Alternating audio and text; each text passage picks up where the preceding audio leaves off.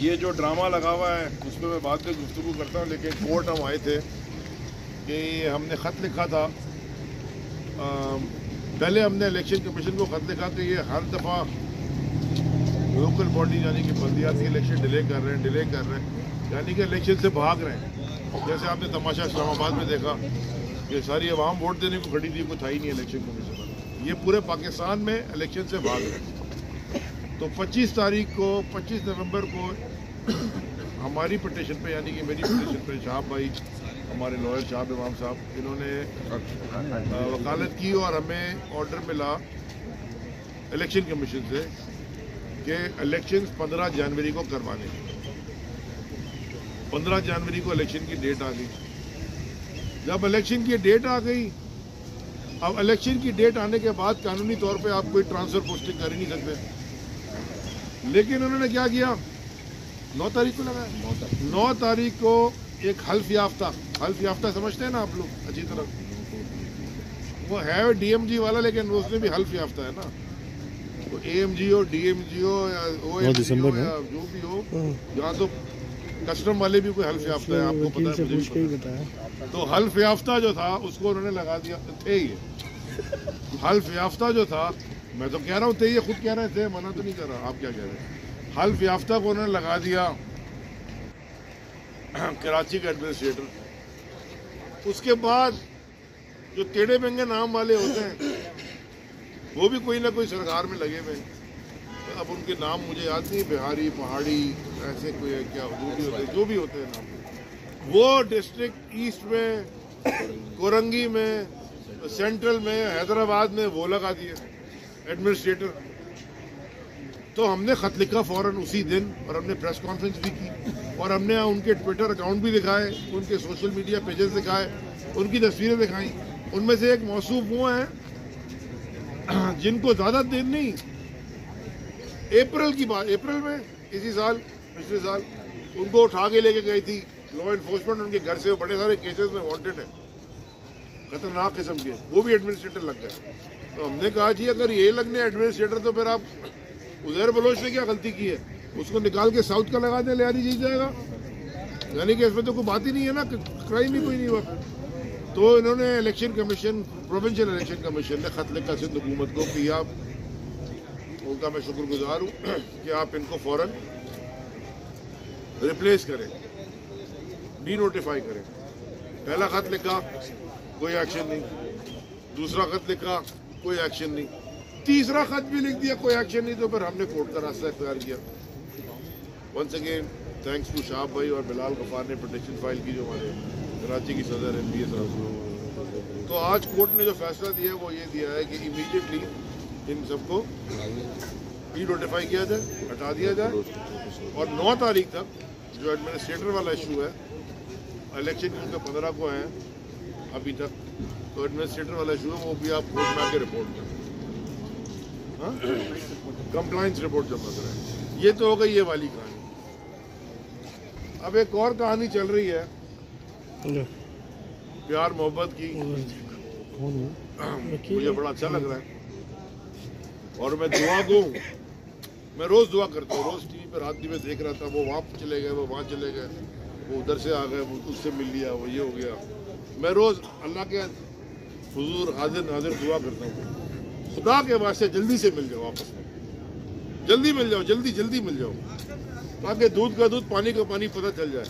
हमें तो याद है कि कौन किसको क्या कहता था, वो हमारे पास सारा, वो हमारे पास क्या पूरी मीडिया में आपके सारे चैनल्स पे चलता रहा है कि कौन किसको क्या कहता था। कौन कहता था कि रात को 8 बजे के बाद क्या करता है, कौन कहता था कि तलाक के पैसे किसकी बीवी ने रिलीज किए। ये सब याद है, आपको भी याद है, हमें भी याद है। उनमें सारे सवाल फिर हम पूछेंगे ना, अभी तो हमें पता नहीं, हम तो फिर पूछेंगे कि भाई आप उस वक्त सही कह रहे थे कि आप ठीक कह रहे हो, या आप किसी कॉमन इंटरेस्ट, क्या बोलते हैं, मफाद, कोई ऐसा मफाद है जो आप सबके कॉमन, यानी आप सबको सूट करता है। वो कराची तो हो नहीं सकता, क्योंकि अल्हम्दुलिल्लाह कराची तो आपको 30 साल दिया था, और जो आपने काम किया कराची के साथ वो कराची आज तक भुगत रहा है। और उसके बाद आपने ये जो बैठे हुए आजकल यानी जरदारी माफिया, पीपल्स पार्टी तो बेनज़ीर भुट्टो शहीद के साथ शहीद हो गई, पीपल्स पार्टी इज ओवर। ये जरदारी माफिया जो बैठी है, जो इसने हमारे साथ किया है कराची के साथ, तो मैं खामोशी से रोज़ तमाशा देख रहा हूँ। मुझे रोज़ प्रेशर करते हैं कि जी आप इस पर कुछ बात करें। मैं इंतज़ार कर रहा हूँ कि जल्दी से ये निकाह हो जाए इनका, उसके बाद फिर हम बात करेंगे कि भाई साहब इसके टर्म्स एंड कंडीशन वो है क्या, पता चले ना कि वो क्या क्या लिखते हैं निकाह में, हलाला नहीं हलाला, हक महर कितना डिसाइड हुआ है, किसको क्या मिलेगा, ये हम डिसाइड करेंगे जब ये हो जाए। अभी तक तो रिश्ते भेज रहे हैं एक दूसरे को। अच्छा हलाला करने चले जो जैसे आप। और तीसरी आखिरी चीज आखिरी देखें, कल एक तस्वीर आई है और मैं करता नहीं कभी, यानी कि मैं सियासी बात कर लूँगा, ज़ात के ऊपर बात करना एक सियासी मुखालिफत आपकी अपनी होती है, लेकिन एक तस्वीर कल मैंने देखी और मैंने सुबह ट्वीट भी की है, क्योंकि मैं रात भर उसको जितनी दफ़ा मैं देखकर मुझे बड़ा उसमें अफसोस भी हो रहा था, गुस्सा भी आ रहा था कि हमारा पाकिस्तान का इंटरिम फॉरेन मिनिस्टर, इंटर्नशिप पे जो फॉरेन मिनिस्टर है, जो ट्रेनिंग में है ना आजकल फॉरेन मिनिस्टर, वो एक शायद लाड़काना में ही किसी स्कूल में खड़ा हुआ है और क्लासरूम में तस्वीर ले रहा है बच्चों के साथ और बत्तीसी निकाल के स्माइल दे रहा है।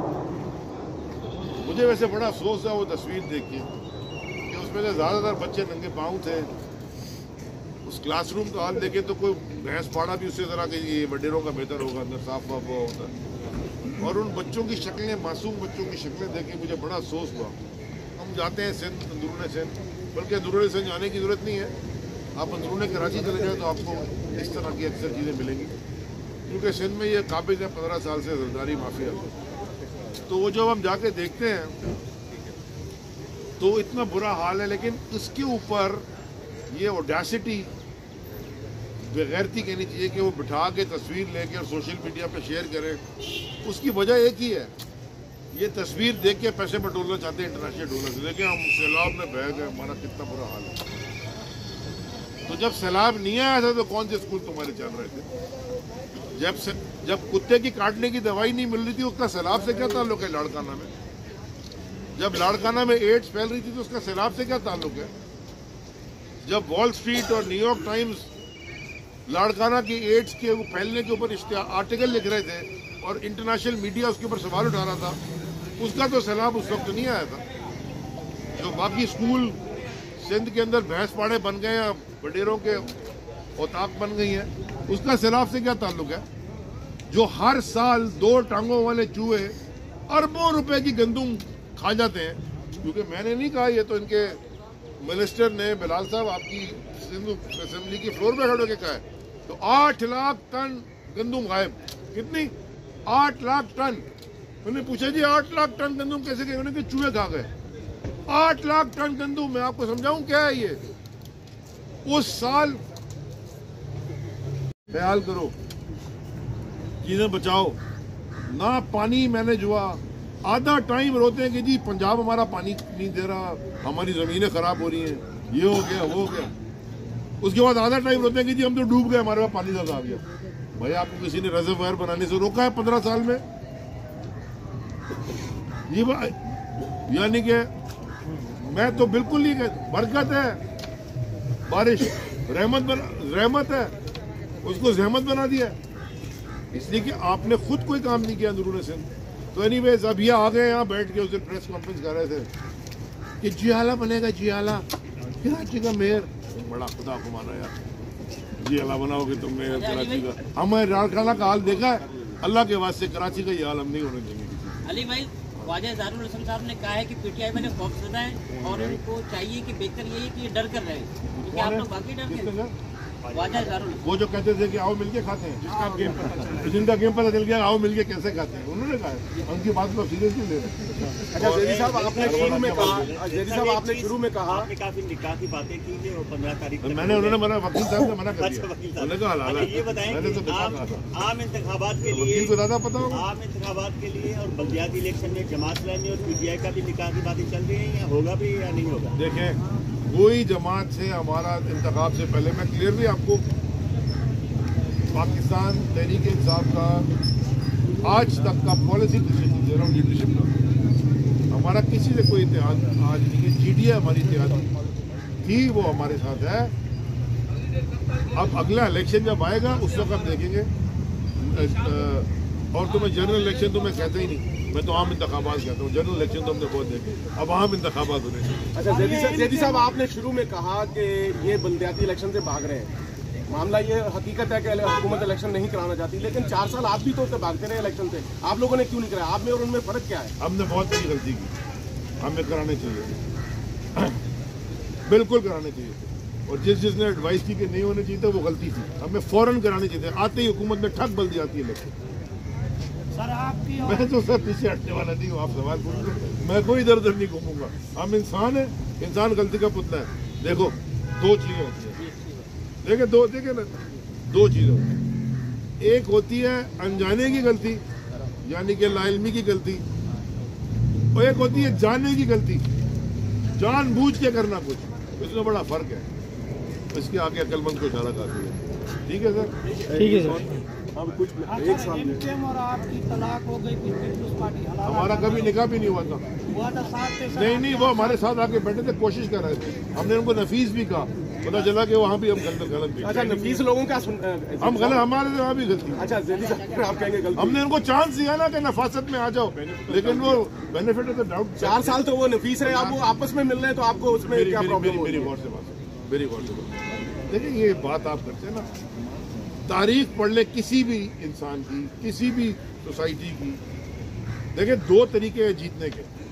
तो मैं आपको जरा फलसफियाना बात अगर आप इजाज़त दे तो कर दूँ, लेकिन मुझे पता नहीं आपके वीडियो चला रहे नहीं चला रहे, लेकिन बाद में चल जाएगा। जीतने के सिर्फ 2 तरीके होते हैं, या अपने ओपोनेंट को शिकस्त दे दो, या ऐसा करो कि आपका ओपोनेंट आपका सपोर्टर बन जाए।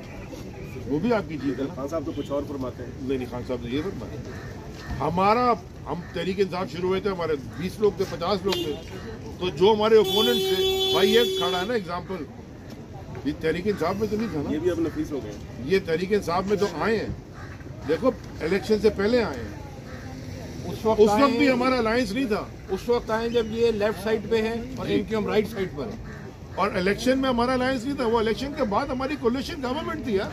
हमने उनको 2 वजारतें दी, हमने कहा बड़े अच्छे का।